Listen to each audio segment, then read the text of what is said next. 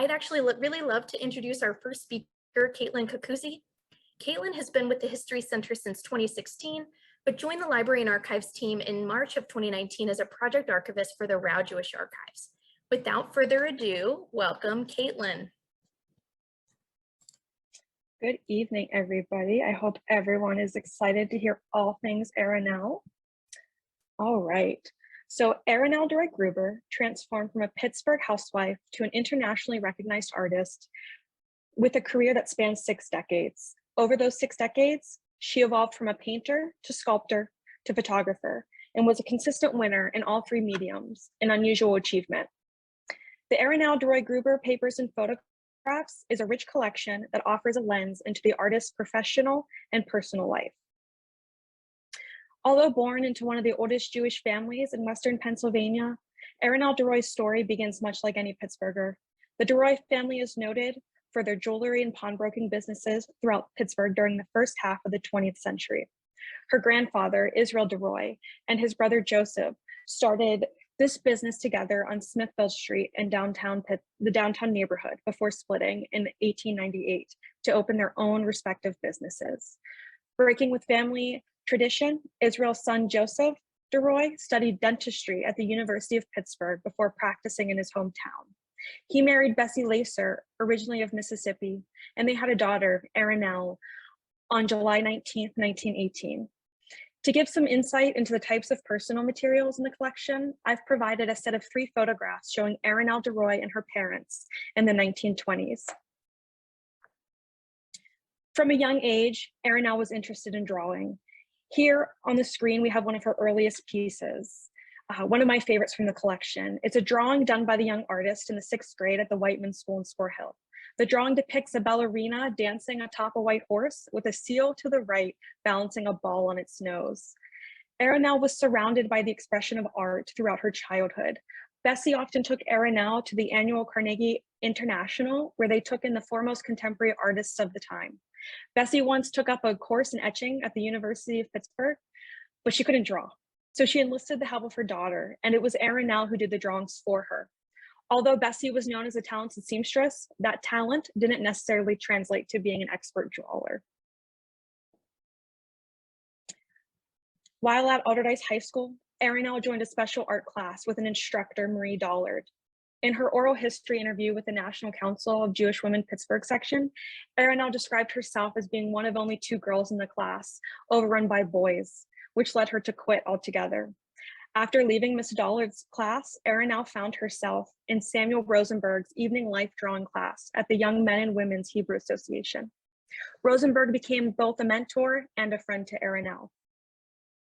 After graduating from high school in 1936, Aaronel went on to become a student at the Carnegie Institute of Technology, where she continued her artistic interests and studies. While there, she studied design with Robert Lepper, color theory with Wilfred Redio, and painting with Samuel Rosenberg. She credits Robert Lepper with having the greatest influence because his style of painting and sculpture was more modern, aligning with her interests. It was also Robert Lepper that introduced her to plastics as an art form. Also interested in the possibility of pursuing dress design, Aaronel also briefly studied at the Traffic School of Design in New York City, an industry that Bessie deRoy very much wanted her daughter to pursue.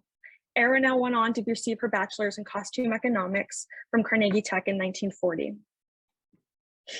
But before graduating, Aaronel married Irv Gruber on January 24th, 1940, before settling in Spore Hill.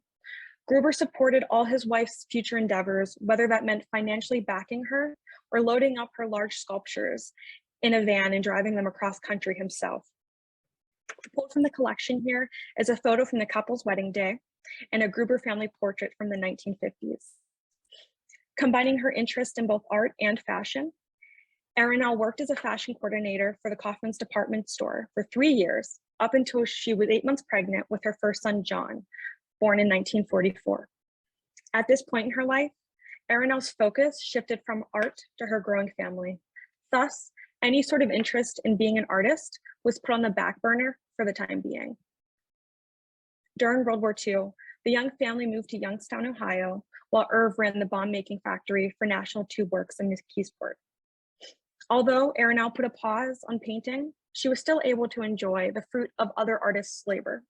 So she went to work at the Butler Institute of Art until she had her daughter Jamie in 1945. After the war's end, the Gruber family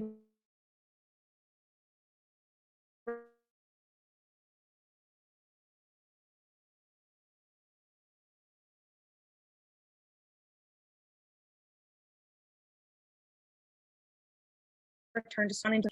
From that class, we elected a group of artists to form an experimental workshop in which he encouraged freedom of expression, analysis, and constructive critiques amongst his students. Influenced by this class, Aaronel started doing large gestural paintings on canvases as large as 12 feet tall.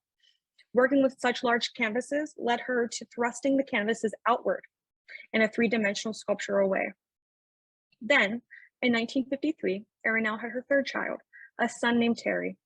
But rather than put a pause on painting, she continued to master her craft, using the basement of her family's home as her studio. In the 1950s, Aaronel began submitting her work to local shows and those in other states. But as a woman living in Pittsburgh, this was no easy feat. She had local success showing her work with organizations such as Associated Artists of Pittsburgh and had a painting purchased by 100 Friends of Art for Pittsburgh Public Schools in 1958. That same year, the artist submitted a piece called Intonations to the Art Directions Annual in New York City and won her first one-person show with a large water-based painting. Like her art, Aaronel's success was a natural progression and was on a steady pace by the 1960s. In the following decades, she was featured in a variety of group exhibitions and one-person shows in Spain, Italy, Hungary, Yugoslavia, Canada, and the US. The images on the screen are two of Aaronel's paintings entitled Solipsism Twilight and Mimetic Form, made from acrylic on canvas and acrylic on hardboard, respectively. After creating such large three-dimensional paintings, the next logical step for Aaronel was to move into sculpture. She was inspired to work with steel in the 1960s after being introduced to American abstract sculptor David Smith by Pittsburgh artist and critic Harry Schwab at the Associated Artists Annual Exhibition Awards Dinner.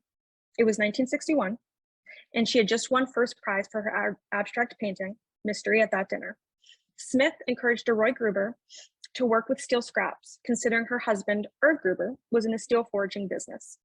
Her first plunge into sculpture incorporated imposing consolidations of steel scraps, using the resources available to her through American Forge and Manufacturing, Gruber's company. Pulled from the collection are photographs of Aaronel's sculptures, one of which is still Cityscape, possibly one of her most famous local pieces. Once housed on the portico of the City County building, the sculpture can now be found in Mellon Park in Shadyside.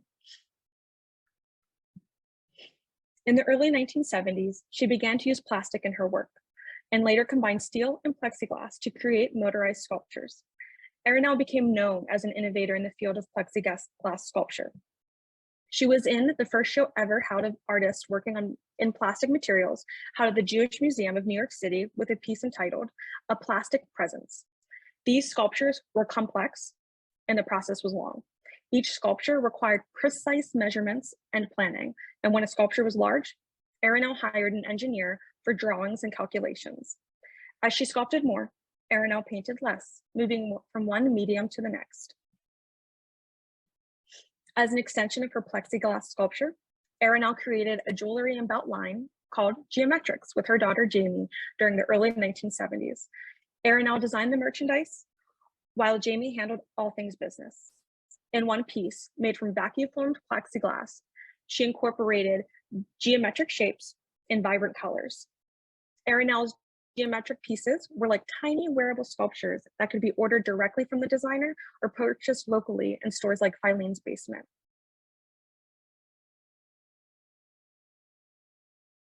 Progressing from painting to sculpture, Aaronel then moved into photography. Although she had started photographing when she was a young girl using a Brownie box camera, it wasn't until the 1980s that she began showing her photos. While she was still a sculptor with a studio in Verona, it was expensive and it was taxing on the aging body, so she focused on photography. Unafraid of the unfamiliar, Aaronel employed a range of photographic processes ranging from traditional methods to the latest technology, which is evident in her work. Her later work includes black and white infrared panorama photographs of both landscape and architecture. In her photos, she captured scenes of Pittsburgh, specifically nature, cemeteries, and defunct industrial facilities. On the screen, I've provided examples of Aaronel's landscape photography that was developed using these methods. It should be mentioned that Aaronel wasn't afraid to trespass onto private property to capture the beauty that she saw. Aaronel's work has been in more than 800 private and public collections, including the Carnegie Museum of Art, right here at the Heinz History Center, the Irving and Aaronel Gruber Foundation Gallery in Lawrenceville, and many others. Thank you.